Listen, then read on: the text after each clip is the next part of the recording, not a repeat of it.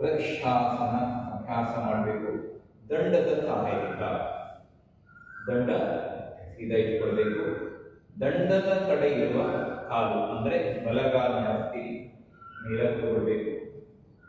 ದಂಡವನ್ನು ಸ್ವಲ್ಪ ಈ ಕಡೆ ತಗೊಳ್ಬೇಕು. ಎಡಗೈಲಿ ದಂಡ ಇಟ್ಕೋಬೇಕು.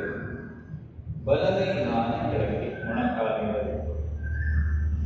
ಈಗ ದಂಡವನ್ನು ಹೊರಗಡೆ ಪ್ರೆಸ್ ಮಾಡ್ತಾ ಹಿಗ್ಗಿಸ್ಬೇಕು. ತೊಡೆಯಿಂದ ಪಾದ ತಡಬೇಕು, ಪಾದದಿಂದ ತೊಡೆ ತಡಬೇಕು, ಹಿಗ್ಗಿಸ್ಬೇಕು. ಪಾರ್ಶ್ವ ವೃಕ್ಷಾಸನ ಅಂತ ಕರೀತಾರೆ. ಪಾರ್ಶ್ವ ವೃಕ್ಷಾಸನ. ಮತ್ತೆ ಹಾಗೆ ವಾಪಸ್ ಜೋಡಿಸಬೇಕು. ಅದೇ ತರ ಇನ್ನೊಂದು ಕಡೆ ಇಟ್ಕೊಂಡು ಎಡಗಾಲಿ ಮಡಿಸಿಕೊಳ್ಬೇಕು. ಪಾದ ಮೇಲೆ ತೊಡೆಯ ಮೂಲಕ್ಕೆ ಹಿಮ್ಮಡ, ದಂಡ ಈ ಕಡೆ ತಗೊಳ್ಬೇಕು. ಮೇಲುಗಡೆ ಕೈಯಲ್ಲಿ ದಂಡದ ತುದಿ ಹಿಡ್ಕೋಬೇಕು. ಕೆಳಗಡೆ ಇರುವ ಕೈ ಮೊಣಕಾಲೆಲ್ಲ ಹಿಡ್ಕೋಬೇಕು. ಒಮ್ಮೆ ಉಸಿರು ತಗೊಂಡು ಉಸಿರು ಬಿಡ್ತಾ ನಿಧಾನ ದಂಡವನ್ನು ಪುಷ್ ಮಾಡಬೇಕು.